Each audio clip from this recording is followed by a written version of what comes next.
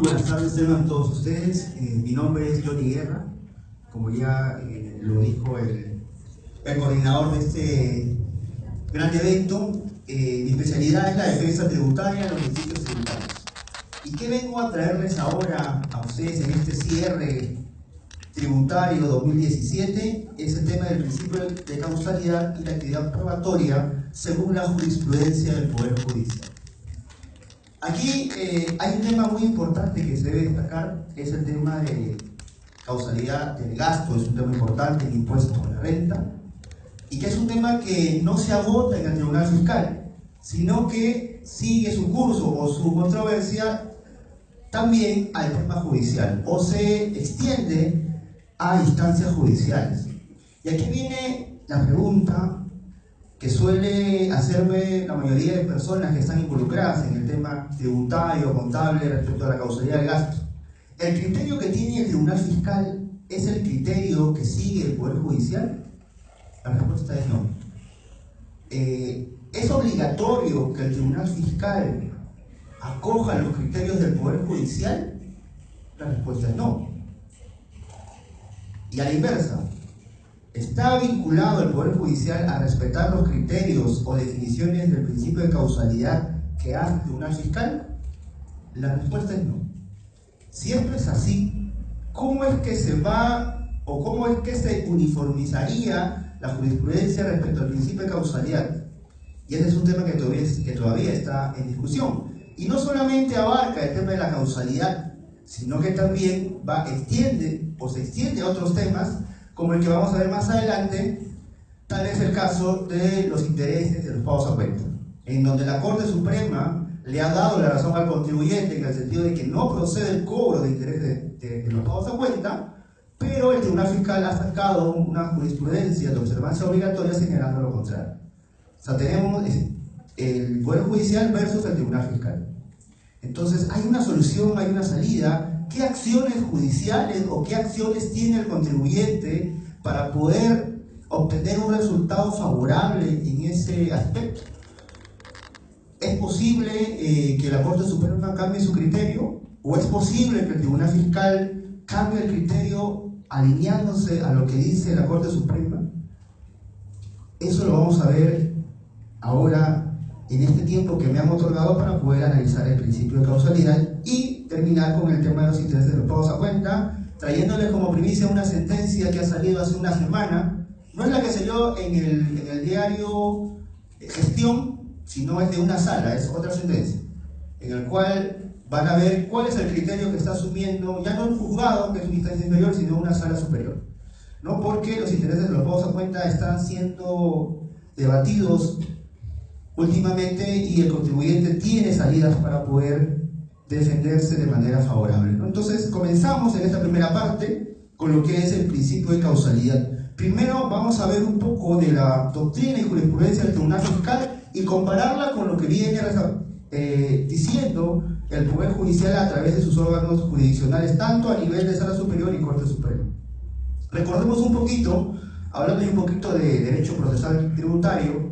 Evidentemente, con la fiscalización vienen las resoluciones de determinación, multa, la reclamación, la resolución de SUNAT, viene la apelación, viene la resolución del Tribunal Fiscal, y ahí, ¿qué más viene? La demanda contenciosa administrativa. Con la demanda viene la sentencia de primera instancia, apelación, sentencia de segunda instancia, recurso de casación, Corte Suprema. Y de ahí, ¿qué más viene? Puede inclusive irse un proceso de amparo contra resolución de la Corte Suprema, se va a un juzgado constitucional, de ahí se va a una sala civil y de ahí llega al Tribunal Constitucional. Hay todos esos caminos para discutir un tema tributario. No solamente se agota en el Tribunal Fiscal, no solamente se agota ante la Corte Suprema, inclusive te puedes ir al Tribunal Constitucional, ¿no? Dependiendo de la materia, dependiendo de lo que estás discutiendo, ¿no? Eso lo vamos a ver en el tema, en el curso o el seminario de Derecho Procesal Tributario, que es hoy día de 6 a 9. Vamos primero con el marco conceptual. ¿Dónde encontramos el principio de causalidad? ¿Cuál es su base legal? El artículo 37 de la Ley del Impuesto a la Renta, primer y último párrafo, ¿no? Ahí está señalado que, o definido por la norma, entre comillas definido, que es el principio de causalidad, o recoge el principio de causalidad, que señala pues que a fin de establecer la renta neta de tercera categoría, se reducirá de la renta bruta los gastos necesarios para producir y mantener su fuente. Ya encontramos un elemento, ¿no?, del principio de causalidad, el gasto necesario. Para efecto de determinar que los gastos sean necesarios para producir y mantener la fuente, estos deberán ser normalmente para la actividad que genera la renta gravada.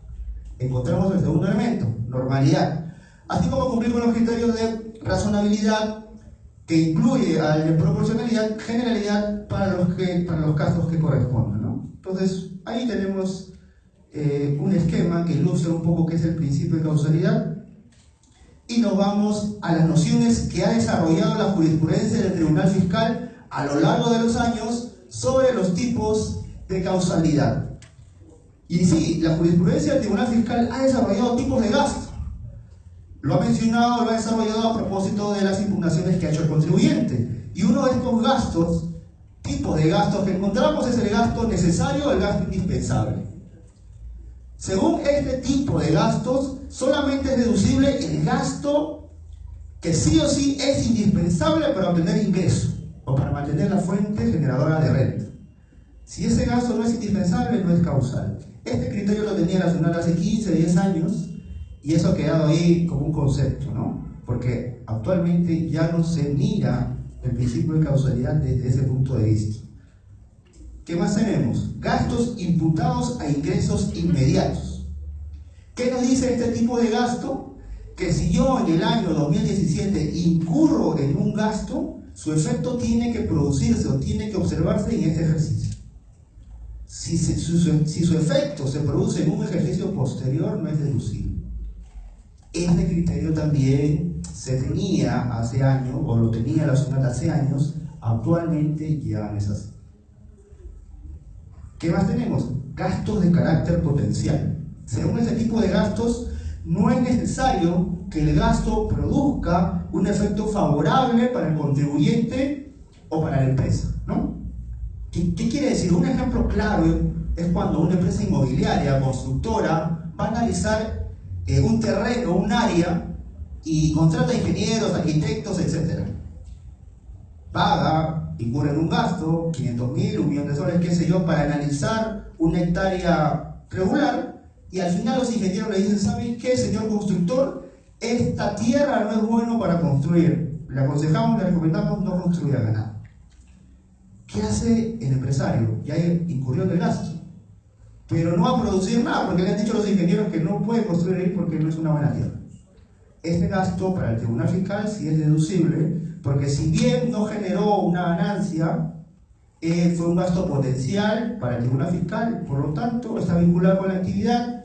Era un gasto necesario para saber si se podría construir ahí, no se pudo, pero es un gasto relacionado, necesario y normal para el giro de la empresa, ¿no? Ahí está el RTF que he citado, que ahí lo pueden encontrar, ese tipo de gasto de carácter potencial. Y estos dos últimos gastos que he visto que a veces se discute, ¿no? El principio de causalidad tiene que ser entendido de manera en que se aprecie una relación causal directa, y otros dicen no, también se asume o se acepta que haya una relación causal indirecta. Según el concepto de gasto directo, el gasto tiene que ser reducible pese a que no se obtengan rentas inmediatas. Es decir, en el ejemplo anterior, si yo incurrí en un gasto este ejercicio, puede ser que se aprecie y se observe recién su efecto el próximo ejercicio. Si hay una vinculación directa, es deducible, no hay ningún inconveniente. En el gasto indirecto, para que se pueda ver sus efectos, tiene que haber actos intermedios para que hagan llegar a esa finalidad o a esa obtención de renta o al mantenimiento de la fuente. Veremos más adelante si el Poder Judicial acepta este tipo de gasto indirecto. Vamos a ver si en realidad el Poder Judicial acepta este tipo de gasto indirecto. Pero vemos que regularmente se aprecia, veo yo también, que discuten, hay un sector que dice que solamente son gastos directos lo que permite deducirse conforme a la ley del impuesto a la renta, y otro dice no, también se puede deducir gastos indirectos. Y esto es muy importante porque sabemos que ya se acerca el cierre y tenemos que ver qué gastos voy a deducir, qué gastos no puedo deducir, Y ahora con la jurisprudencia, ¿qué gastos es lo que realmente me van a permitir poder estar acorde a las normas tributarias y también a la jurisprudencia? Porque sabemos que la jurisprudencia es lo que manda al final, porque básicamente la jurisprudencia a veces interpreta la norma y eso debe tener en cuenta evidentemente todo contador especialista en la tributación. Y teniendo en cuenta estos 5 tipos de gastos, ya salen 2 grupos, 2 bandos, ¿no? No es ni el bando bueno ni el bando malo, por si acaso simplemente son 2 grupos que se han dividido en señalar que el principio de causalidad debe ser entendido desde una interpretación restrictiva, es decir, solamente gastos necesarios, gastos indispensables y que no admiten ningún tipo de gasto o bajo una concepción amplia. Y por el contrario, el grupo o el sector que señala que el principio de causalidad debe ser entendido bajo una concepción amplia, es decir, todos los gastos que puedan contribuir de manera directa o indirectamente con la generación de renta y el mantenimiento de la fuente. Pero no sé si ustedes estarán en un grupo o en el otro. Ha habido un sector que se pone en un tema intermedio, ni muy amplio ni muy restrictivo. Voy manejando dependiendo de la casuística del caso en concreto y dicen que están en una posición intermedia. Veremos más adelante cuál es la posición del Tribunal Fiscal y del Poder Judicial. Pero les voy adelantando que la posición del Tribunal Fiscal es esta segunda, ¿no? Una posición amplia. Y la pregunta es, si el Tribunal Fiscal me acepta una causalidad amplia y en un proceso contencioso tributario, gano yo un caso a nivel del Tribunal Fiscal, cuidado que la SUNAT también demanda. La SUNAT también demanda y gana casos. No todos, pero algunos ganan. Entonces, si ustedes ven o analizan que su gasto está bajo una concepción amplia, indirecta, mantengan sus reservas y ahora vamos a ver si ese gasto para el Poder Judicial, bajo esta concepción, es causal o no. Un poco de doctrina uruguaya, peruana, que lo tienen en el material, donde un poco de los autores nos muestran qué entienden ellos por principio de causalidad. Y un elemento que complementa la causalidad es la fehaciencia. En opinión personal, fehaciencia y causalidad no son elementos que se pueden ver desde un punto de vista de importancia. Ambos, fehaciencia y causalidad, son importantes. Es más bien, tienen una relación de consecuencia. ¿Qué es lo que primero que observa la SUNAT cuando entra una fiscalización? La fehaciencia del gasto de la operación. Mira, analiza si hay documentación que acredite la verdadera realización de la operación o del gasto. Fehaciencia. Paso número 1. Paso número 2, ¿a dónde me voy? Analizar la causalidad del gasto. Es decir, si fue necesario, normal, razonable, proporcional, general. Eso es lo que analiza en segunda instancia la SUNAT. Para ello, los elementos de la causalidad no solamente se sustentan de manera argumentativa, es decir, yo cuando me defiendo como contribuyente no puedo decir en 20 hojas o explicar por qué mi gasto era necesario. Tengo que sustentarlo. Y ahorita vamos a ver qué se entiende por causalidad sustentada. ¿Correcto? Causalidad sustentada, que no es lo mismo que fehaciencia, que no es lo mismo que causalidad propiamente dicha. Fehaciencia no está definida en la ley del impuesto a la renta y, como hemos dicho, es un elemento básico de análisis de la SUNAT en cuanto a la fehaciencia, a la causalidad del gasto. Ciertamente, la ley del impuesto a la renta no contempla el tema fehaciencia de un gasto para desconocerlo si esto no ocurre de tal forma. La pregunta es, ¿la base legal utilizada por la SUNAT del artículo 37 de la ley del impuesto a la renta es correcta?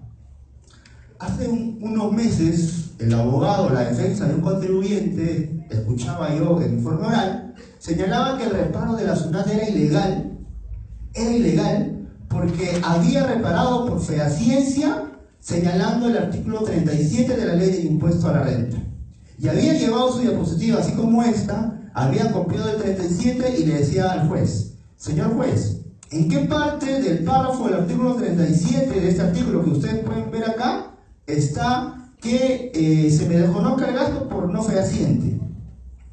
Interesante, ¿no? Interesante argumento. No está. ¿Cómo me puede la SUNAT reparar si no está expresamente como base legal que un gasto sea desconocido por no ser fehaciente? Interesante. Y el presidente de la sala le preguntó, cuando la SUNAT le pidió sustentar el gasto, ¿qué cosa le dijo en el requerimiento? Me dijo en el requerimiento que presente la documentación que acredite el gasto y su causalidad. ¿Y usted qué presentó? Bueno, solamente presenté un descargo señalando que sí era causal. ¿Presentó alguna documentación? Me faltó el contrato, solamente presenté comprobante de pago. ¿Y usted cree, le dijo el presidente, usted cree que con el comprobante únicamente se puede acreditar la fehaciencia del gasto? El abogado dijo sí.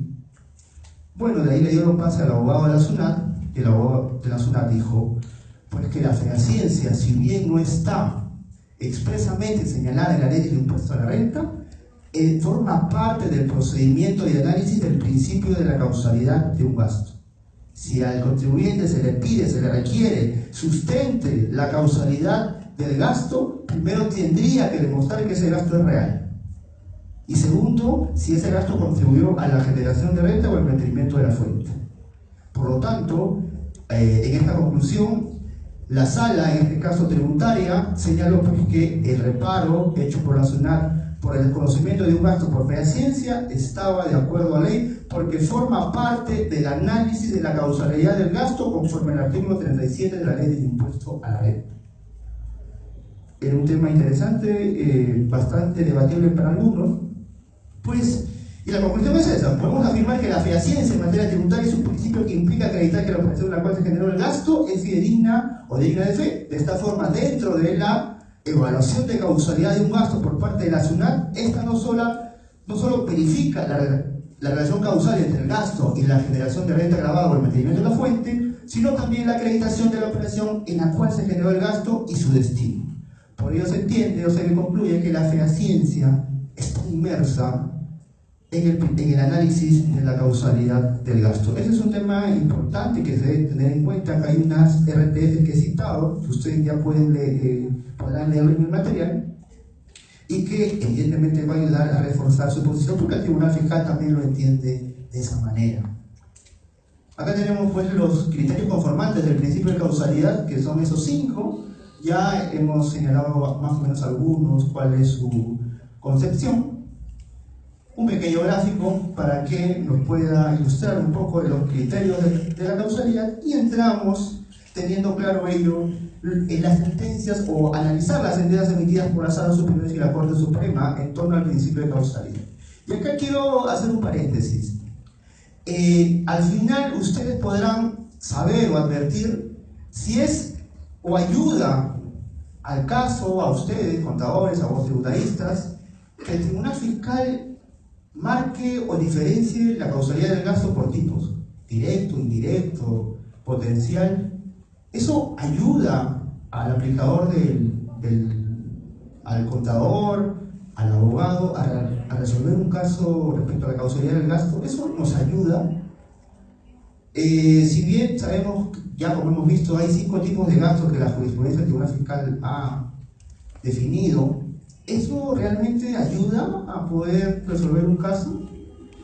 Eso lo veremos en unos momentos, si eso realmente nos ayuda o más bien pone trabas, confunde y más bien nos orienta tal vez a una aplicación equivocada del principio de causalidad. ¿Qué postura ha cogido el Poder Judicial en torno a la causalidad del gasto? Hay una sentencia que es una de las más tal vez nombradas en los trabajos de investigación, que salió en el año 2010. Fue un caso que lo resolvió la Corte Suprema de Justicia de la República, máxima instancia a nivel judicial, que analizó un tema de gasto por mantenimiento de carreteras. Tal vez que ustedes lo han escuchado, gasto por mantenimiento de carreteras, se entendería que es causal, ¿no? Actualmente se entendería que es causal. Según la jurisprudencia del Poder Judicial, analizando e interpretando el principio de causalidad, señaló que el principio de causalidad no debe interpretarse en un sentido restrictivo, sino en un sentido amplio dentro de los márgenes de la normalidad, razonabilidad y generalidad. Hasta ahí vamos viendo que hasta el 2010 la postura del Poder Judicial era irse un poco al tema de entender el principio de causalidad no de manera restrictiva, sino amplia. Por ahí nos va dando luces de cómo iba yendo hasta ese momento el criterio interpretativo de la Corte Suprema. ¿Qué más tenemos? Y nos dice, la normalidad a la que hace referencia la norma, el 37 de la Ley de Impuesto a la Renta, como gasto que sea inherente y habitual de la empresa, o mejor dicho, la norma no hace referencia a que sea un gasto inherente o habitual de la empresa. Asimismo, del análisis de las normas arriba mencionadas, no se advierte que se exijan como requisito que un gasto, para ser deducible, deba ser obligatorio por mandato legal. Ahí rechaza el tema del gasto indispensable, ni que deba corresponder al objeto social de la empresa, así como que la actividad que origina el gasto no sea también desarrollada por el Estado. Es decir, para el Poder Judicial, para la Corte Suprema, en el año 2010, como la norma no había señalado expresamente que un gasto es causal, o tendría que ser causal por mandato legal y que deba corresponder al objeto social del negocio, no habría por qué cuestionar ese gasto por tales aspectos. Por lo tanto, se mantenía bajo un aspecto, una esfera de amplitud y no bajo un aspecto restrictivo del principio de causalidad. Entonces, al final señala, ¿no?, el sustento de la resolución impugnada referido a que el gasto por mantenimiento de carreteras para ser deducible tenga que ser de carácter extraordinario y no rutinarios, así como que no correspondan ser realizados por tercero como el Estado a través del proyecto Provías, devienen en exigencias que no se desprenden del propio artículo 37 de la Ley del Impuesto a la Renta. En este caso, la SUNAT había dicho que ese gasto no era causal porque primero no era una función que le correspondería hacer al contribuyente, sino al Estado, el mantenimiento de carreteras evidentemente, y que no era un gasto que estaba vinculado con la actividad porque el objeto social de esa empresa minera no era hacer carreteras, sino es evidentemente dedicarse a surgir de explotación de minerales, etc. ¿No? Pero la Corte Suprema dijo, ¿sabes qué? Esas exigencias le vienen no se desprenden del propio artículo 37 de la Ley del Impuesto a la Renta. Y le dio la razón al contribuyente, ¿no? En este contexto, señaló la Corte Suprema, los gastos de mantenimiento de carreteras por parte de la empresa demandante para efectos de permitir el tránsito normal y seguro hacia campamentos devienen en gastos necesarios y razonablemente convenientes para el funcionamiento de la misma, y con ello permitir obtener ingresos grabados con renta, actividad que deviene normal, razonable y por tanto en general atendiendo a las actividades mineras generadoras de dicha empresa. Eso fue lo que señaló la Corte Suprema el año 2010, y hasta ahí parecía que la Corte Suprema se alineaba a lo que había dicho el Tribunal Fiscal, interpretando el principio de causalidad bajo una concepción amplia, ¿no? Entonces, por ahí la Corte Suprema hasta el año 2010 seguía los pasos del Tribunal Fiscal. Pero ¿qué pasó en el año 2016, que salió la sentencia de fecha 2015? El famoso caso del Banco de Crédito del Perú. No sé si se acordarán ustedes, salió unas noticias en el cual el señor Dionisio Romero, en ese entonces directivo del Banco de Crédito, se reunió con el señor Vladimiro Montesinos en la sala del Servicio de Inteligencia Nacional para pedirle de favor que nombrara administradores judiciales para que puedan intervenir la empresa Haidú, que era una empresa deudora del Banco de Crédito del Perú, y que le debía la suma de 15 millones de soles. Gracias a esa gestión del señor Dionisio Romero, efectivamente se nombraron a los administradores que sugirió, y Haidú le pagó 15 millones al Banco de Crédito.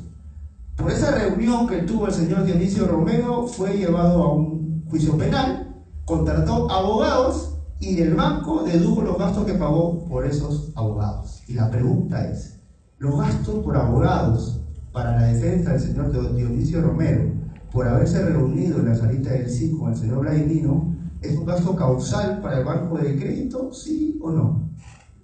Ojo que esa reunión tuvo como consecuencia que efectivamente el banco de crédito se hiciera de 15 millones de dólares. Resultado sí tuvo, ¿no? Resultado tuvo. O sea, según el abogado que informó en la Corte Suprema y que salió ese extracto en los periódicos, esa gestión del señor Romero fue exitosa. Claro, logró que le pagaran 15 millones al Banco de Crédito del Perú, ¿no? Entonces, la discusión era, ¿este gasto pagado por abogados a raíz de esta reunión que tuvo el señor Dionisio Romero es un gasto causal o no? Para el banco sí, fue con su estudio de abogados, grandes tributaristas, sí era causal. ¿Bajo qué concepción? Bajo la concepción de un gasto indirecto. Si bien no estaba directamente vinculada, indirectamente sí contribuyó a la generación de renta o al mantenimiento de la fuente. ¿Por qué se hizo de 15 millones de dólares que debía Hajduk al BCP? Y se produjo la consecuencia positiva, porque sí entró el dinero. Ese gasto indirecto para el Tribunal Fiscal, en ese caso en particular, dijo que no procedía. Las instancias judiciales inferiores también confirmaron la posición del Tribunal Fiscal. Este gasto es indirecto, no, para el caso en particular no lo acepto. Y curiosamente parecía algo extraño, y de eso se quejaba el abogado de la parte, o que defendía al banco, porque decía, acá hay resoluciones del Tribunal Fiscal que me admiten que el gasto indirecto en otros casos, ¿y por qué en el caso del BCP, oh sorpresa, me dice que no? Me cambia el criterio en ese caso y me dice que no procede. Acá hay vulneración al principio de predictibilidad de seguridad jurídica, ¿no? Donde no hay un criterio que uno puede predecir cómo va a resolver el Tribunal Fiscal, y de eso también alegaba la defensa del Banco de Crédito del Perú. Entonces, volviendo al caso, en esta sentencia, la 9209 de 2013, la Corte Suprema analizó si ese gasto indirecto para la empresa era causal o no era causal. Y para resolver esa controversia, ¿qué dijo? Se le ocurrió a la Corte Suprema definir al principio de causalidad. Y dijo, ¿saben qué? En esta sentencia queremos que marque un precedente, un antes y un después. ¿Qué vamos a hacer? Vamos a definir al principio de causalidad. Y eso hicieron. Definieron al principio de causalidad en su artículo 3, o en el considerando 3, y dicen, ¿no? Resulta trascendente definir qué se entiende por el principio de causalidad como elemento necesario para la deducción de gastos, del monto sobre el cual se pagará el impuesto a la renta de tercera categoría. Por lo que, en el presente caso, ha de resolverse bajo los alcances de las normas concernientes al derecho tributario. Y eso hicieron. Acá está la definición que esbozó la Corte Suprema en esa sentencia del Banco de Crédito del Perú, y dijo, para fijar la renta neta de tercera categoría es posible deducir de la renta bruta los gastos necesarios para producir y mantener la fuente productora de renta, siempre que guarden relación causal directa entre sí. Hasta ahí le estaba diciendo al banco, ¿sabes qué? Ya te voy diciendo que tu argumento de causalidad indirecta no va. Pero eso no es todo, hay más todavía. En consecuencia, dice la Corte Suprema, debe quedar claro que para que sea viable la deducción de un gasto se debe tratar de los necesarios o propios del giro de la empresa. Se debe tratar de los necesarios y propios del giro de la empresa, los que deben cumplir con los criterios antes enunciados. Y haciendo un poco de memoria, necesarios y propios del giro de la empresa. Y la pregunta es, ¿y qué pasa con los gastos de mantenimiento de carreteras que hace una empresa minera, una constructora o una empresa minera? No forma parte de su giro, y acá me estaría diciendo que si no es propio del giro de la empresa no sería deducible. Por ahí se encendieron las alarmas rojas, que estaría contradiciendo lo que dice, o estaría cambiando su criterio respecto a la sentencia del año 2009. Pero hay más, vamos a ver qué más hay. ¿Y qué nos dice la Corte Suprema? Dice, no se encuentra sustento racional alguno que permita admitir que la gestión del señor Romero ante el señor Montesinos en su condición de jefe del SIN y los gastos que conllevó esa actuación sean normales en términos de regularidad con la dinámica del giro del negocio del banco, sino absolutamente todo lo contrario. Son hechos aislados y ajenos y por lo tanto no tienen relación causal directa con la fuente generadora de renta. Lo que aquí sale a la vista es, no es normal. Claro, no es normal que un directivo de una empresa, de un banco, vaya a pedir favor a un tercero con poder para obtener un beneficio. No es normal. ¿Quién nombra al administrador judicial de una empresa? El juez. Entonces, ¿por qué hacía pidiéndole el Dionisio Romero ese favor a Vladimir Montesinos? No, pues era un acto que iba contra la ley, contra la Constitución, ¿correcto?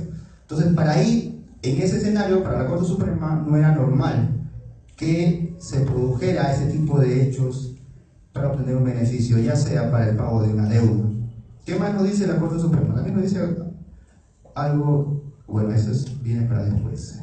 Entonces, hasta este momento, lo que le dijo en este caso, al Banco de Crédito del Perú es: tu gasto no es deducible, no porque que no tenga una causalidad directa en sí. Vamos a dejar el tema de causalidad directa e indirecta a un costado. Tu gasto no te lo reconozco como deducible porque no es normal.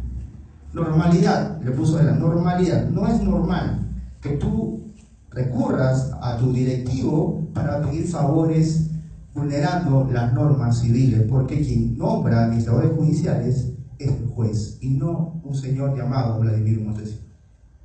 Le dijo que en este caso el caso fue perdido, lo perdió el Banco de Crédito del Perú y quedó establecida esta jurisprudencia como la actual y la vigente jurisprudencia que tiene la Corte Suprema en torno al principio de causalidad. Esta es la definición que se mantiene. Ya tiene un año, veremos si la Corte Suprema continúa con este criterio, pues para algunos ha vulnerado o ha cambiado o ha dejado sin efecto la jurisprudencia que tuvo el año o que señaló en el año 2009. ¿No? Para algunos este es un nuevo criterio, para otros es un complemento, porque la sentencia del 2009 fue un caso particular, mantenimiento de carreteras. Aquí ya me define el principio de causalidad. En la primera no lo hizo, simplemente señaló que se entendía conforme las normas, pero aquí la Corte Suprema dijo expresamente: voy a definir qué es el principio de causalidad, y aquí lo que debe prevalecer es la relación causal directa. Y existen resoluciones en las cuales la relación causal que avala el Tribunal Fiscal es bajo una concepción indirecta, existe.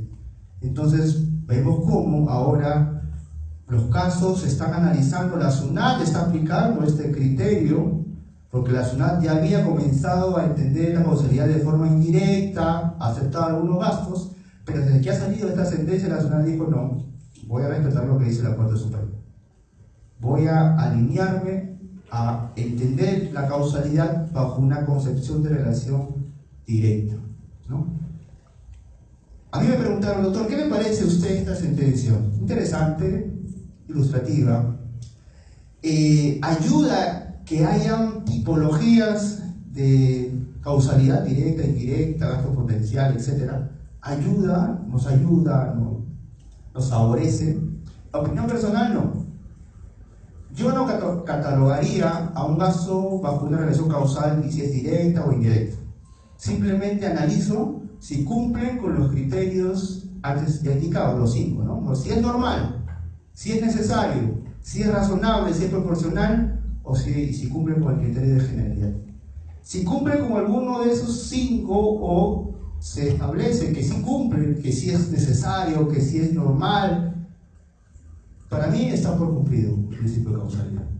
Dividir o seccionar si es indirecto o indirecto, en mi opinión personal, no ayuda a resolver un caso. Este caso del Banco de Crédito del Perú solamente se hubiese resuelto indicando si era normal o no era normal. Ya no era necesario entrar a un tema de directo o indirecto, para mí, ¿no?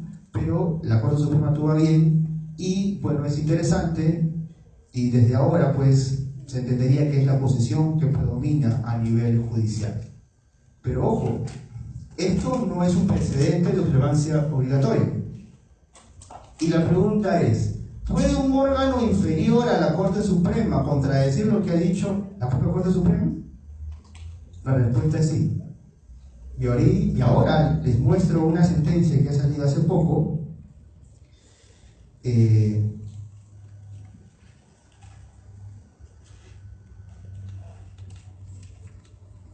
Pero antes de ello voy a terminar con un tema que está aquí en la lámina, porque la nueva corriente que está saliendo a nivel de sala superior estaría yendo en contra de esta sentencia del BCP.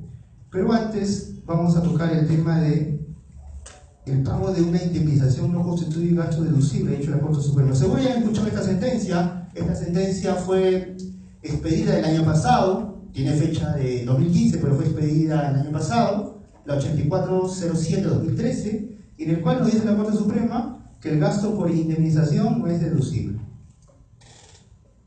Es decir, si yo, contribuyente, incumplo un contrato, por ejemplo, y tengo que pagar una penalidad o una indemnización, ese gasto yo no lo puedo trasladar al Estado. Porque ¿quién fue quien ocasionó ese incumplimiento? El contribuyente. Y hay un principio constitucional que dice que nadie puede beneficiarse de su propio delito, de su propia negligencia y su propio ilícito, ¿no? Entonces, si yo, contribuyente, incumplo un contrato, incumplo una cláusula, la consecuencia es que no voy a poder deducirlo para efectos del impuesto a la renta. Y eso ya lo ha dicho la Corte Suprema. Pero hay más. ¿Qué más ha dicho la Sala Superior, en este caso tributaria, respecto a los gastos por mantenimiento de carreteras? Habíamos visto en la sentencia de la Corte Suprema del 2009 que se había admitido el gasto de mantenimiento de carreteras, ¿no? Se había admitido porque para la Corte Suprema en ese momento era causal. Pero en este caso la SUNAT fue más allá. Como ya sabía, tenía el antecedente de la sentencia del 2009, dijo: ok, ese es un gasto de carreteras y yo no voy a cuestionar su causalidad, porque la Corte Suprema ya lo ha admitido, que sí se puede deducir un gasto por mantenimiento de carreteras, aun cuando no sea propio del giro del negocio de la empresa. Ahora yo te voy a exigir la necesidad. ¿Qué significa eso? Demuéstrame, contribuyente, por qué era necesario que incurras en ese gasto de mantenimiento de carreteras. Y el contribuyente le responde: ¿qué cosa quieres que te presente? ¿Qué documentos me estás solicitando? Explícate, SUNAT. Muéstrame el informe técnico de un ingeniero profesional en la materia que demuestre o que indique, que establezca que esa carretera necesitaba un mantenimiento y que estaba en tal o cual condición. Contribuyente, ¿existe ese documento? No, no lo tengo.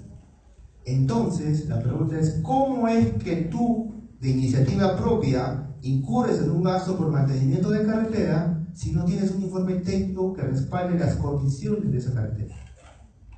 Si bien para ti entendiste que fue necesario, ¿dónde está la documentación que sustente esa necesidad? No la tenía el contribuyente. Y hablo de una empresa minera, una de las más importantes del país. Esa sentencia salió en febrero de este año. Y le dice: no estamos discutiendo, dice la Corte Superior Tributaria, en materia tributaria, la causalidad del gasto, porque efectivamente sí es causal. Yo estoy discutiendo el sustento de la necesidad de ese gasto. ¿Era necesario? Sí, teóricamente sí, pero demuéstrame que con documentación idónea que ese gasto era necesario. Ahí viene el término de causalidad sustentada. No tenía la documentación el contribuyente, por lo tanto, le dijo la sala al contribuyente: tu gasto no es causal. Pero hay una sentencia de la Corte Suprema que me dice que sí. Claro, pero ahí no se analizó la necesidad del gasto. Y aquí sí. Y tú no has sustentado, lamentablemente te tengo que decir que tu gasto no es causal. Sentencia emitida este año, del 2017. Este caso se está discutiendo actualmente a nivel de Corte Suprema. Veremos qué dice esa instancia en los meses posteriores.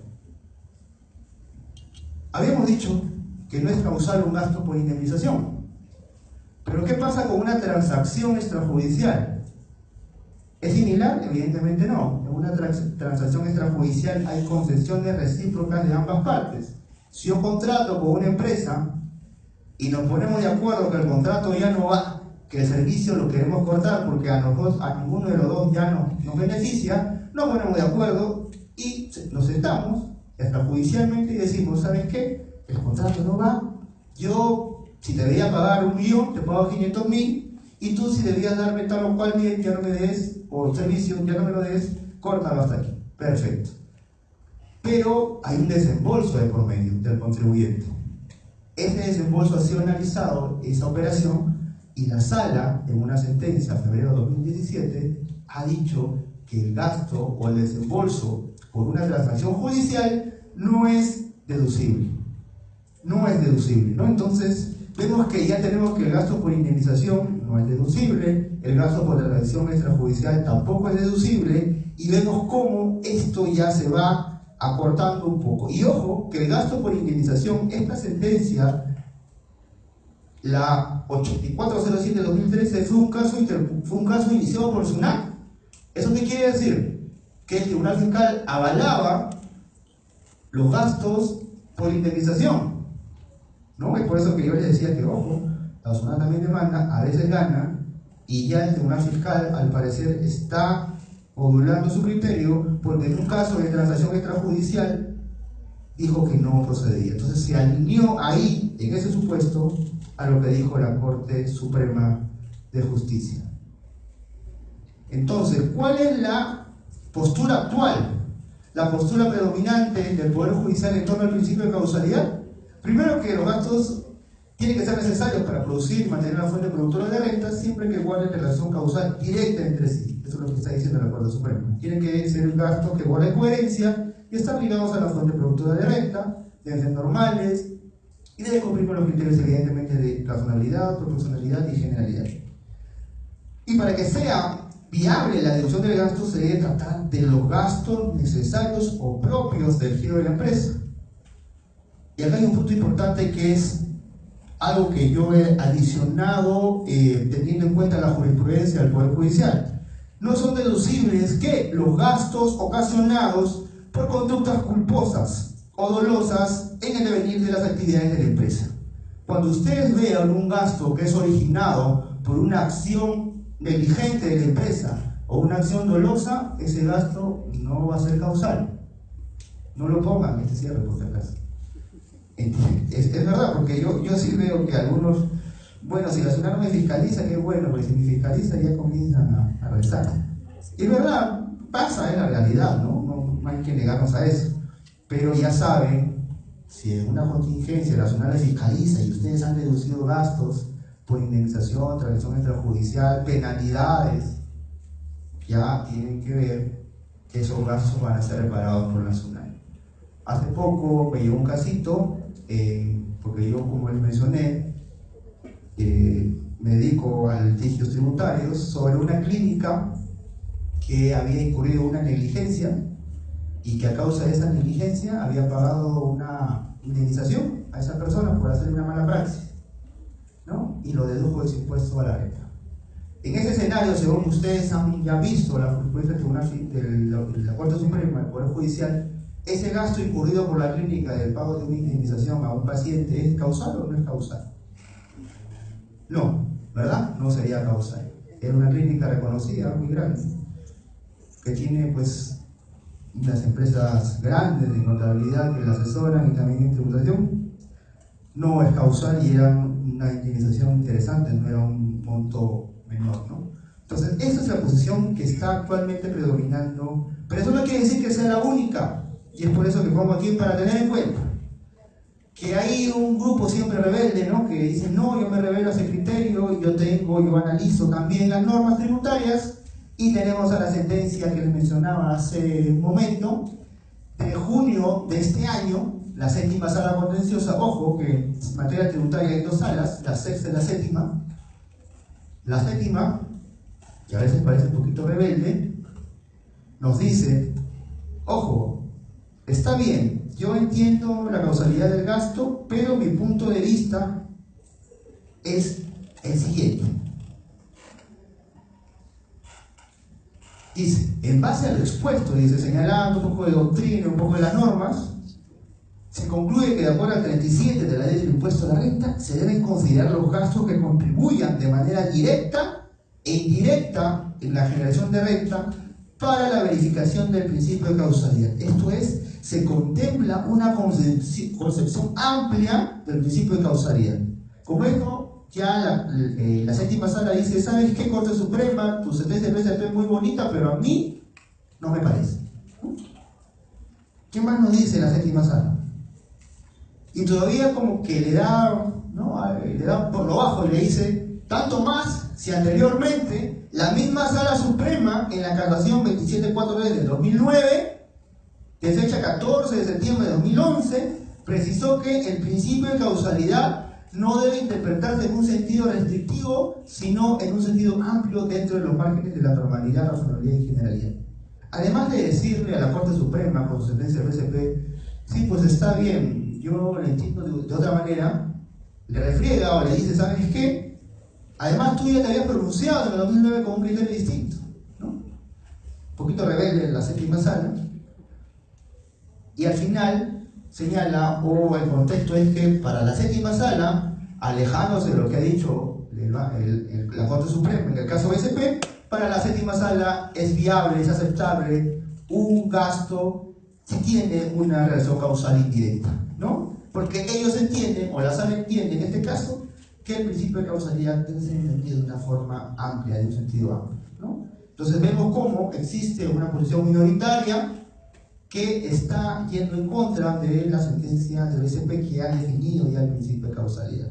Y lo que habíamos dicho, ¿no?, que se entiende por causalidad sustentada, la acreditación o sustento de la necesidad del gasto resulta ser imprescindible, toda vez que si bien un gasto por su naturaleza puede ser o calificarse como deducible, en razón al giro del negocio, este debe sustentarse, no siendo suficiente la presentación del comprobante de pago o el asiento contable, sino además de los demás documentos que acrediten que efectivamente el gasto fue necesario para la generación de renta o el mantenimiento de la fuente. Esta es una sentencia de 2015 y básicamente esa es la posición de la sala en torno a la causalidad del gasto y a la fideiciencia también, que ya hemos tocado anteriormente. Entonces, un poco más de jurisprudencia. Y acá una conclusión breve, ¿no?, sobre la acreditación de la causalidad del gasto. Primero, tener en cuenta la fehaciencia, que es acreditar que la operación en la cual se generó el gasto es fidedigna o digna de fe, y su destino. Tenemos que acreditar cuál fue el destino, por ejemplo, de los préstamos.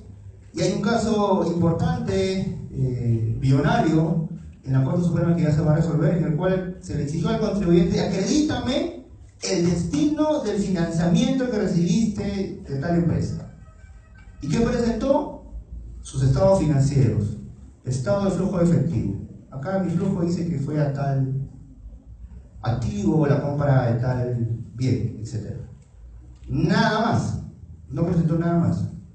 Ahí la SUNAT, el Tribunal Fiscal, el Poder Judicial le viene diciendo, no es suficiente, no es una prueba idónea, ni aún los informes de sociedades auditorias que avalen ese estado de flujo efectivo o ese estado financiero es medio probatorio suficiente para acreditar el destino del financiamiento que has obtenido. No hay contratos, no hay documentos, papeles, comprobante de pago, por lo tanto, no es causal bajo el artículo 37 de la Ley del Impuesto a la Renta.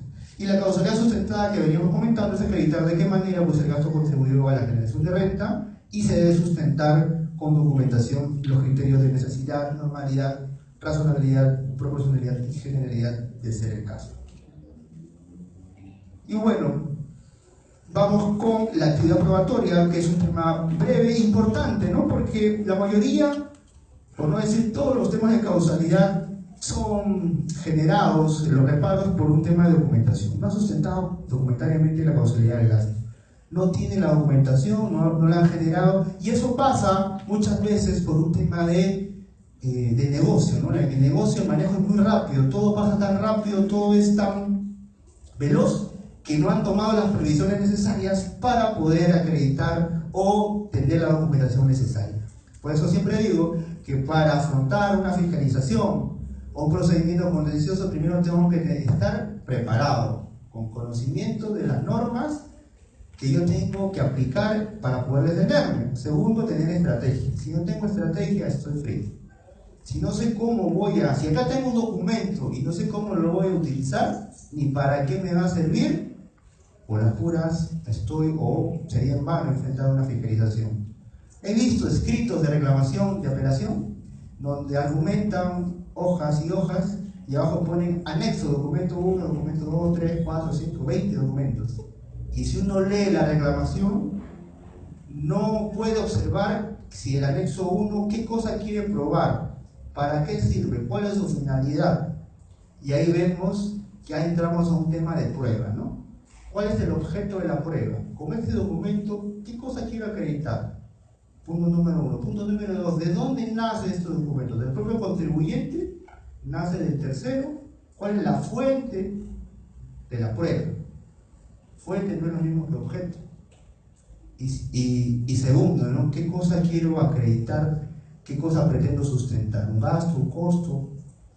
Todo eso es necesario para defender. Si no conozco eso, definitivamente va a ser letras, más documentaciones, y la zona va a decir, acá no hay argumentación.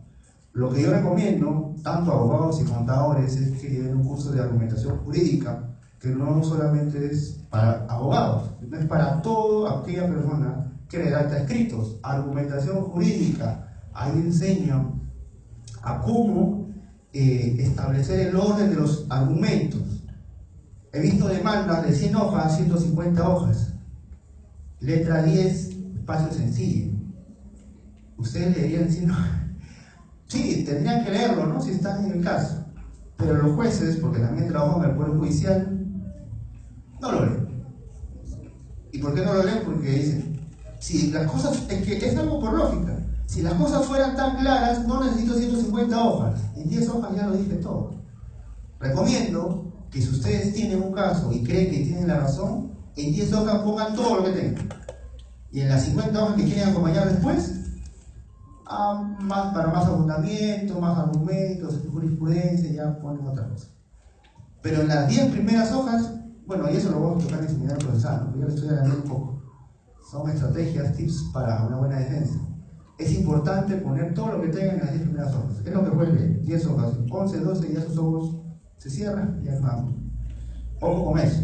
He estado en el Poder Judicial y sé cómo se analizan los casos, ¿no? Cómo se resuelven también. Entonces, es así. Si no se argumenta bien, definitivamente no va a pasar. Es más, cuando ustedes alguna vez tengan la oportunidad de ir a una audiencia en el Poder Judicial, hay preguntas que se hacen en torno a la argumentación y en torno a un tema de razonamiento jurídico, ¿no? Una pregunta que le dijeron a un contribuyente en un caso de la Corte Suprema hace 2 semanas aproximadamente, le dijeron en estas palabras, y ojo que suena raro, pero así es. Le preguntó, señor abogado, ¿cuál es la premisa normativa que sustenta la justificación interna del silogismo de la decisión de la sentencia impugnada? Y el contribuyente, el abogado se quedó así, ¿qué es esto? Dios mío, que me trae la tierra, no sé qué decir. Eso pasó.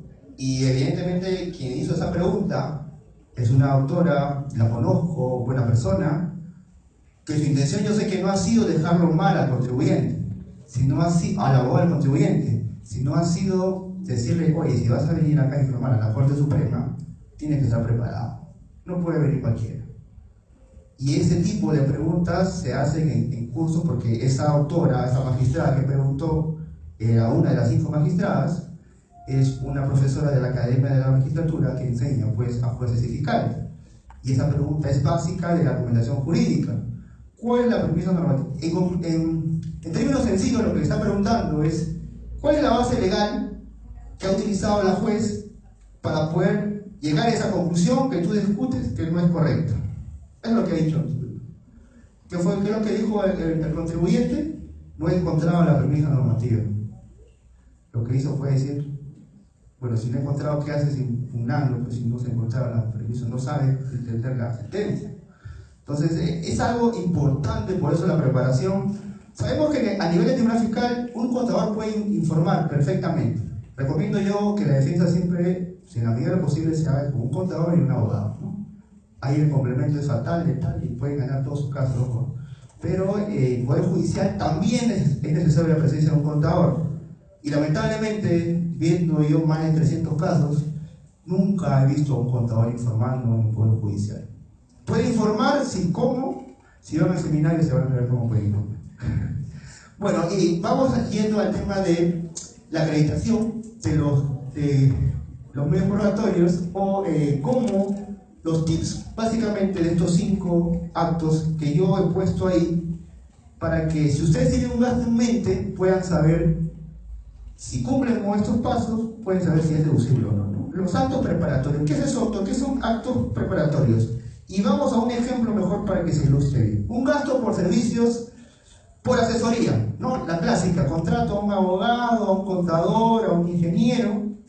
¿Y qué es lo que tengo que tener? Antes de contratarlo, ¿qué tengo que tener? Correos, cartas, menús, algo tengo que haberle cursado antes de haberlo contratado. Eso es básico. ¿Con eso qué sustento? La necesidad. El área legal me pide un abogado con tal especialidad.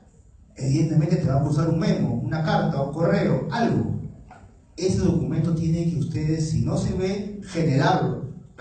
Señor gerente de impuestos, por favor, si están pidiendo ese área que no sea por teléfono, mande un documento, mande algo, sustente por qué necesita la contratación de ese personal. Eso va a acreditar qué cosa, la necesidad de gasto.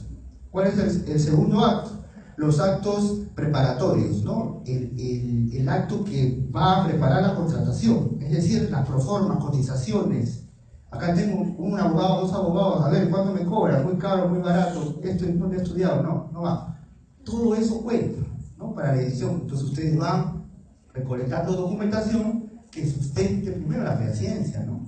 Efectivamente, mira, yo he cursado documentación, todo eso me va a ayudar a ¿qué? A que la SUNAT, cuando me vea que tengo toda la documentación necesaria, va a decir, no, un momento, este contribuyente es diligente, tiene su información. Porque he visto y se ha visto, cuando la SUNAT ha llegado a las instalaciones de las oficinas, el contribuyente o el contador ha dicho, o ante la pregunta, dame la documentación que sustente tu gasto, le abren la puerta de un almacén, 10 cajas en un armario, ahí está. Pero ¿dónde? No, ahí está, debe estar, búsquelo, ¿no? No cumple con presentar la documentación. Eso pasa, eso ha pasado, y no le digo porque yo leo el expediente y está la historia, ¿no? El contribuyente dijo que estaba y no había especificado en qué parte, me dio 10 cajas y no me dijo dónde. Yo le pedí la documentación, yo no le he dicho que me pase las cajas de sus archivos, le he pedido que me dé la documentación que sustente tal operación.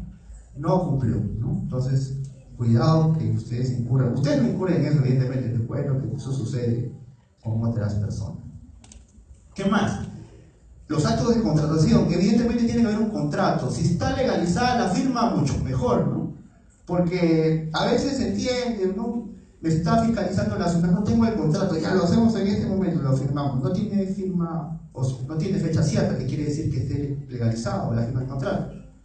Y la SUNAT presume, ¿no? Oye, pero este contrato lo han hecho ahorita, ¿no? Si no tiene el sello de connotario, entonces ya pierde veracidad un poco esa operación. La recomendación, si van a contratar a un abogado, un ingeniero, contador, fecha, tiene que tener fecha cierta, es decir, tiene que estar legalizado el contrato. ¿Cuánto te cuesta una legalización? 10 soles, 12 soles, ¿no? Entonces, ¿cuánto te vale, cuánto te cuesta? Está barato, así que no pueden decir que es muy oneroso. Entonces es importante prevenir que corregir y lamentar, ¿no? Y después te desconocen un gasto y ahí vienen las consecuencias. ¿Qué más tenemos? Los actos de intermedios o de avances. En este tipo, por ejemplo, de servicios por asesoría, si un abogado o un contador te está haciendo una auditoría preventiva, te está haciendo una asesoría legal laboral, pídele los avances. Doctor, ¿cómo va? A ver, ¿qué va encontrando? No, pero ¿sabes qué? Me falta. Para mí que no he hecho nada, pero dice me falta. Pero ya, pídele algo, que sea, doctor, una hojita, dime cómo va encontrando la empresa. Que le dé los avances. Por correo o físico, por lo menos el sello tiene que estar. O un acuse de recibo. Eso es importante, que prueba la fehaciencia. Ya vemos que se prueba la necesidad. Si tienen alguna pregunta, no duden hacerla, por favor. Estamos aquí para resolver lo que se pueda, ¿no?, comentar sobre este tema. ¿Qué más tenemos? El informe o el acto conclusivo o de ejecución. Cuando concluye el servicio, tiene que haber un informe, un acto que dé la certeza, o por lo menos le diga, sí, has concluido con tu servicio. Perfecto. Conclusión, aquí está, ha concluido con el servicio. Perfecto. Ahora pasa a una etapa de ¿qué? de conformidad. Este servicio prestado por el contador, abogado, ingeniero, arquitecto, qué sé yo, ¿cumplió con los requerimientos del área usuaria, sí o no? Eso tiene que consignarlo en ese acto de conformidad, que es el último acto. Con estos 5 actos en esa secuencia, evidentemente no todos los gastos van a cumplir con toda esta secuencia, por lo menos con 4 de 5 sí, pero tienen que cumplir regularmente con 3 definitivamente. Entonces, si ustedes pasan un gasto que tengan en mente en su empresa y cumplen con esto, tranquilos, no va a pasar nada, la zona bien se puede tomar su gaseosa, tranquilos, y ya va a ver la zona va a pasar, tranquilo, y no va a reparar ni por fehaciencia, ni por causalidad. Evidentemente tiene que ser un gasto real, ¿no? Ya vemos las facturas por el pollito a la brasa, porque salen con los amigos. Entonces, gastos personales, por favor, no. Un poquito más de jurisprudencia antes de pasar al tema de los intereses. Todavía me queda un tiempo, si me avisan con el tiempo, si no para poder ya saltar al tema de intereses de los pagos a cuenta. El tema de pérdidas por hurto o por robo, ¿no? ¿A quién no se le ha perdido un bien de la empresa? ¿No le han robado? Justo comentaba hace unas semanas un casito con un grupo de amigos y piensa que es mentira, es un caso real. No veo a Alejandro. Ay, yo, 5. Entonces nos pasamos. Uy, ya, sigamos. A pedido del público.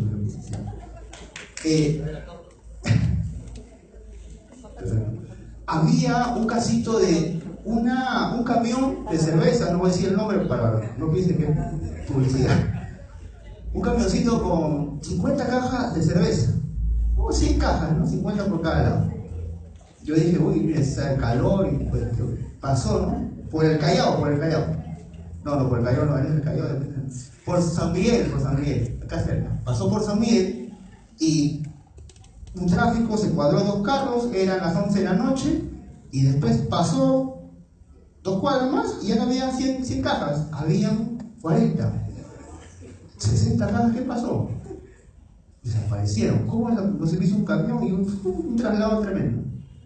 Y dijeron al final que el chofer estaba coludido, bueno, sí, pero al final llegó a la empresa, al almacén, 40 cajas. ¿Qué pasó con las 60? Ha sido hurto, ¿no? Porque no ha habido violencia, simplemente se ha trasladado, no ha habido forcejeo, no ha habido nada. Hurto, porque el robo es violencia, ¿no? Hurto. Entonces, ¿qué dijo el gerente que estaba ahí? Vamos a la comisaría, vamos a denunciar este hecho.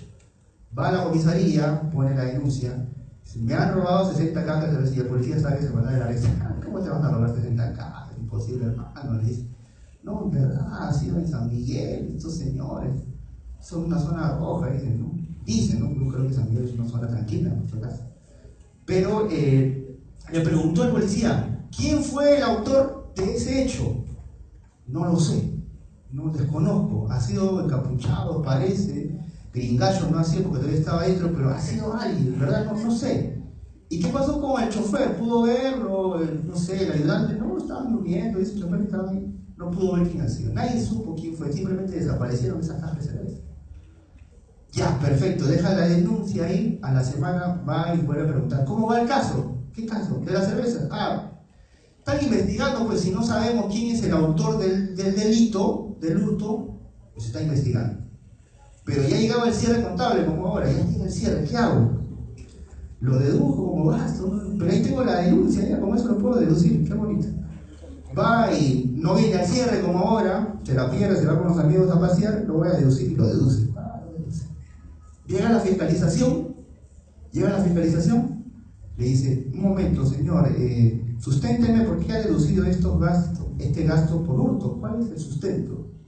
Y también la base legal. Sí, mire, ¿sabe qué? Yo acá tengo la denuncia. Acá está la denuncia. Acá consta, y es un documento entregado por la policía, que a mí me han hurtado 60 cajas de cerveza. Sí, qué bonito. ¿Pero qué dice la ley? Literal D37 de la ley del impuesto a la renta. Dice, ¿no? A fin de establecer, se podrá deducir de la renta bruta las pérdidas extraordinarias sufridas por caso fortuito o fuerza mayor en los bienes productores de renta agravada o por delitos cometidos en perjuicio del contribuyente o por sus dependientes o terceros, en la parte que tales pérdidas no sean cubiertas por indemnización y siempre que, siempre que se haya probado judicialmente el hecho delictuoso o que se acredite que es inútil ejercer la acción judicial correspondiente. Probado judicialmente el hecho delictuoso. ¿Quién es la entidad facultada para probar judicialmente el hecho delictuoso del Poder Judicial, ¿no? El Poder Judicial te dice, está aprobado, está acreditado, acabo. Pero para llegar a ese nivel judicial, tiene que identificarse al autor del delito. ¿Y eso quién se encarga? El fiscal con la policía. El fiscal investiga y dice, acá está el autor, el presunto autor, denuncia ante el juez. Y se va al Poder Judicial, un caso penal, y ya lo sentencian si es considerado culpable. Pero mientras el fiscal no encuentre o no identifique al autor del delito, de ese hurto o ese robo, no puede interponer o plantear la denuncia ante el juez penal. Entonces, si se identifica, va a un tema judicial. Entonces, la primera parte no existe, no hay evidencia, no hay proceso judicial. O que se acredite que es inútil ejercer la acción judicial correspondiente. Cuando el fiscal no encuentra o no identifica al autor del delito, lo que hace es hacer una resolución en donde explica que no es posible identificar y por lo tanto el caso tiene que ser archivado. Esa resolución me dice que es inútil ejercer la acción judicial. En consecuencia, si no tengo ninguna sentencia y no tengo ni una resolución del fiscal que me diga que es inútil ejercer la acción judicial, una denuncia no me sustenta un gasto por pérdida, por hurto o por robo. Esa es la proposición. Entonces, si tienen una denuncia, no lo deduzcan ahora, esperen. Es por eso que sí, la justicia demora. Sabemos que ustedes necesitan deducir los gastos porque es una pérdida que ha ocurrido para la empresa. Y eso ya es un tema ya de celeridad judicial, Ministerio Público. Tendrían que ustedes acelerar al fiscal para que le diga, señor fiscal, si usted no identifica, ya saque la resolución. Y diga que no ha identificado para yo poder reducir mi gasto, para que cuando venga la SUNAT encuentre que esta resolución es 2017 y que en este ejercicio yo voy a reducir el gasto. Apuren al fiscal, llámenlo por teléfono, invítenle un poquito a la brasa, vas a ver que va a poder hacerlo rápido. Entonces, vamos ya al tema de los intereses, que es un tema puntual, ya voy a tocarlo de manera puntual, ya creo que muchos colegas lo han tocado anteriormente. Yo le traigo la primicia, evidentemente, no lo tiene nadie, ni en los periodos que se está. Usted ya conoce básicamente cómo es el tema de los intereses de los pagos a cuenta, cuál es la sentencia que originó. Es un tema que originó la empresa EGASA, ¿no? Por un tema de fiscalización del impuesto a la renta del 2001. Se originó órdenes de pago por la rectificatoria que hizo el contribuyente y evidentemente esas órdenes de pago emitidas por la SUNAT tenía el cobro de intereses por pagos a cuenta producto de la rectificatoria del impuesto del ejercicio anterior, ¿no? Fue al Tribunal Fiscal, el Tribunal Fiscal le dijo, sí, está correcto, contribuyente tienes que pagar intereses moratorios por los pagos a cuenta. Ah, correcto, dijo el contribuyente. Bien, me voy al Poder Judicial y ahí voy a pelear el caso, ¿no? Y la materia controvertida consiste pues, en determinar si resulta aplicable los intereses moratorios a los pagos a cuenta producto de la rectificación del impuesto a la renta. Paréntesis, ¿no? Mal llamado pagos a cuenta, porque en realidad son anticipos, pero la ley lo pone así, pagos a cuenta. Ya he propuesto una modificatoria, ojalá pueda ahí ajustarse la terminología, porque es conveniente que se digan las cosas como son. No pago cuenta, no es pago cuenta, porque evidentemente no nace la obligación tributaria todavía, es un anticipo. Pero bueno, y ha dicho también la Corte Suprema en esta sentencia que el pago cuenta no es tributo, ¿no? Y sobre eso nacen un montón de controversias también, que ya habrá oportunidad de poder comentarlas, y las sentencias también que van a salir en torno a esos casos, ¿no? Vamos al tema puntual para ir al meollo del asunto. Como dicen los contadores, no me pongan mucha letra, al grano, doctor, al grano, ahí quiero ir, ya, mucha letra para los abogados, eso son para los abogados, Aquí sí he escuchado, doctor, con los amigos contadores que yo tengo amigos contadores, A ver, Johnny, explícame, me dicen cómo es el caso, y le saco la sentencia. No, hermano, mira, directo al grano, quiero que me digas cuál es la conclusión. Oye, pero déjame explicarte el desarrollo interpretativo, ¿no?, que ha producido la interpretación sistemática. ¿Qué es eso, hermano? No. Dime, ¿cuál es el criterio nada más? Y no voy a contestar. Bueno, ya, vamos a la parte final, entonces ya. Aquí lo que se analiza básicamente es el artículo 34, ¿no? El artículo 34 del Código Tributario, que establece, ¿no?, que los abonos con carácter de pago a cuenta a cargo de los contribuyentes que perciben de tercera categoría generan intereses moratorios cuando no son abonados oportunamente en los plazos previstos en la ley. Aquí se pelean todos, ¿no?, en este tema por el término oportuno, ¿no? Dice, solamente generan intereses moratorios por pagos a cuenta cuando no son abonados oportunamente en los plazos previstos en la ley. Bueno, este es el tema de discusión, oportuno o no oportuno. ¿Y cuál es la conclusión? Acá dice la conclusión, al grano, ya está el grano, conclusión. Dice, en estricto, las normas sancionan con la aplicación de intereses moratorios cuando los pagos a cuenta no se realicen oportunamente, significando que los pagos que deben cumplirse son aquellos establecidos conforme a la base y elementos de cálculo existentes en la oportunidad del abono. Interpretación, ¿qué significa eso? Que el contribuyente que tenga la información en el momento que determina su pago a cuenta, con la información que fluya en ese mes, en ese momento, si está acorde y hacemos el cálculo y sale que, por ejemplo, son 100 soles de pago a cuenta, eso está correcto. Si después se modifica porque se varía un concepto, un aspecto, esa variación no va a producir el cobro de intereses moratorios. Porque en el momento de la determinación, esa es la información que había, equivocada, sí, pero esa es la información que había. Entonces, para la Corte Suprema es oportuno. ¿Qué quiere decir? Que es con la documentación existente en el momento de la determinación del pago a cuenta. ¿Qué me dice? Independientemente o no si hubiese una rectificación posterior al momento que correspondía efectuar. Claro, eso no importa si después hubo una rectificatoria.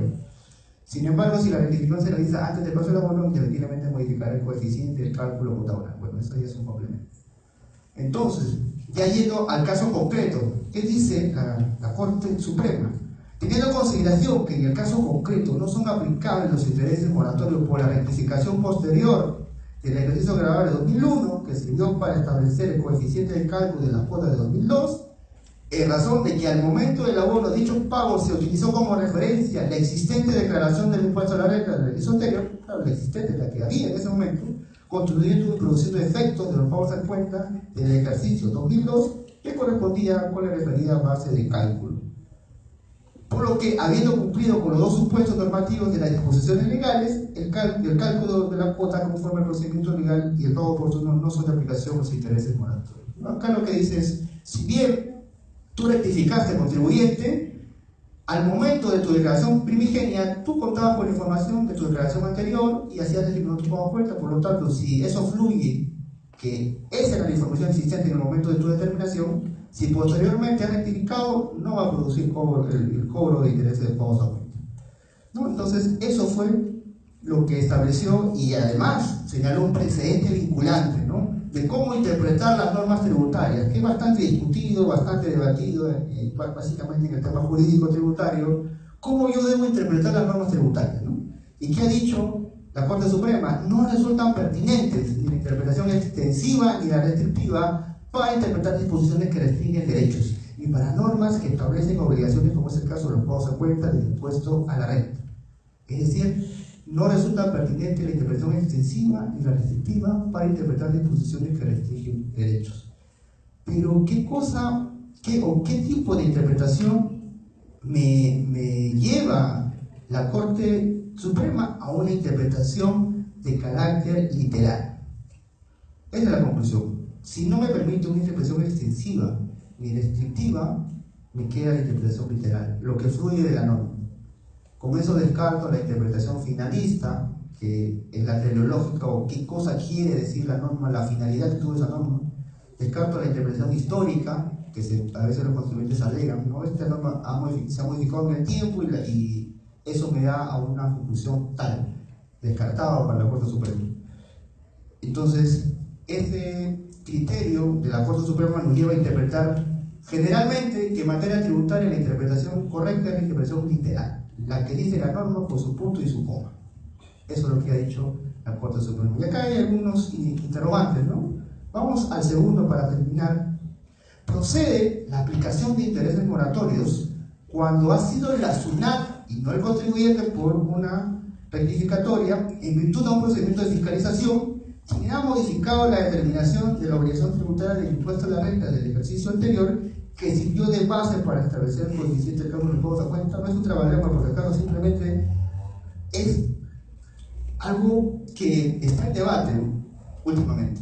La casación de Daza, que establece el no cobro de interés de los pagos a cuenta, se ha producido por una rectificatoria del propio contribuyente, que ha generado orden de pago. La pregunta en este caso es, ya, vayamos al caso distinto. No es una rectificatoria del contribuyente, no es orden de pago. Es una fiscalización de la SUNAT y son resoluciones de determinación. Quien descubrió ese mal o esa equivocada determinación fue la SUNAT, no el contribuyente, fue la SUNAT. En este caso, que la SUNAT haya descubierto esa mala declaración o cálculo del impuesto del pago a cuenta, ¿procede el cobro de intereses o no procede? Porque para algunos piensan que es en los dos casos, y eso yo lo he tenido porque me han preguntado, doctor, con la casación que ha salido del pago a cuenta, ya mira, la SUNAT me fiscalizó, me emitió la RD, y como yo tengo la casación de Gaza, como eso lo destruyo. No, un momento. No, un momento. Lo que ha dicho la Corte Suprema es que no procede el cobro de intereses de los pagos a cuenta producto de una rectificatoria del propio contribuyente. ¿Dónde dice eso? Por eso hay que leer toda la sentencia, no solamente es al grano, sino hay que leer todo. Entonces, este caso de intereses, del cobro de intereses por pagos a cuenta producto de una fiscalización está en debate, y aquí les traigo una sentencia interesante que no es muy difundida, que es la casación 5048 de 2012.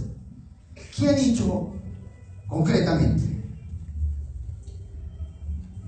Dice, se observa que estas circunstancias de declaraciones por montos menores generando un coeficiente de cálculo menor para los pagos a cuenta se podrían superar con una adecuada fiscalización oportuna de las declaraciones juradas. ¿Y eso qué quiere decir, doctor? No entiendo.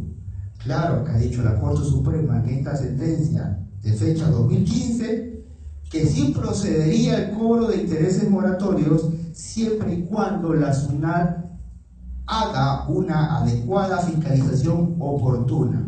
Y otra vez el término oportuno viene a colación. ¿Oportuno qué significaría? Y aquí salen de esta sentencia dos interpretaciones. La primera es que la SUNAT me fiscalice, por ejemplo, el pago a cuenta del mes de noviembre antes que yo presente mi declaración jurada anual del impuesto a la renta de este año.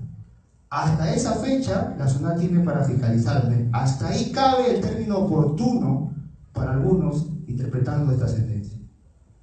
Porque si ya pasa y ya se regulariza el impuesto, no, la SUNAT no podría ya fiscalizar. Entonces la segunda posición es no, la SUNAT tendría 4 años para fiscalizarme el pago a cuenta. Y la posición que hasta ahora creo yo que está predominando es la primera, que me fiscalice antes de yo regularizar el impuesto a la renta. Pero eso es, y díganlo ustedes, materialmente casi imposible, ¿no? Que la SUNAT te fiscalice en febrero un pago a cuenta en noviembre. Difícil, ¿no? Materialmente es difícil. La SUNAT tendría que tener pues más cerca de ti, la SUNAT tendría que estar mucho más cerca de ti todavía, ¿no? Entonces yo creo que eso va a ser poquito tedioso para la SUNAT poder fiscalizar si se interpreta como la primera posición que le he comentado, ¿no? Que se tendría que fiscalizar antes de la regularización. O sea, si en diciembre el pago cuenta, tendría hasta marzo o hasta abril la SUNAT. Materialmente imposible, ¿no? Materialmente imposible. Bueno, esa es la interpretación que está ahorita, digamos, predominando en primera instancia, segunda instancia. Y bueno, este es lo último. Sentencia del 22 de noviembre de este año. Es un par de semanas nada más. ¿Qué ha dicho? Salió en Diario Gestión una sentencia de primera instancia en el cual señala, ¿no? El Poder Judicial enmienda la plana del Tribunal Fiscal. Claro, hay una jurisprudencia, un precedente del Tribunal Fiscal que establece que sí procede el cobro de intereses moratorios en cualquier circunstancia. rectificatoria o fiscalización. Sí procede. En este caso, lo que ha dicho la Corte Suprema es, ojo, acá hay un precedente, perdón, la Sala Superior, en este caso la séptima sala, ha dicho, ojo, hay un precedente establecido en la Casación 43/2013 que ya ha dicho que no procede el cobro de intereses moratorios producto de una rectificatoria. Tribunal Fiscal, tu resolución es nula. ¿No? Esta es la primera sentencia que sale en segunda instancia por la Sala Superior en materia tributaria. Entonces, como vemos, el Poder Judicial y sus sentencias se están haciendo respetar y se está trayendo abajo las resoluciones del Tribunal Fiscal que establecen lo contrario, como es el caso de los intereses de los pagos de cuenta. Si quieren saber cómo hacer eso, cómo interponer una demanda y cómo ganar un caso, los espero a las 6. Abajo creo que ahí está el seminario que vamos a impartir respecto a la defensa tributaria y uno de los temas que se va a enfocar cómo me defiendo en estos casos de interés de los pagos a cuenta. Bueno, como eso ha sido todo por mi parte. Espero poder haberle dado información relevante para ustedes, para su vida diaria, para su actividad profesional. Conmigo será hasta una próxima oportunidad. Muy buenas tardes y que sigan disfrutando de este gran cierre tributario. Hasta pronto.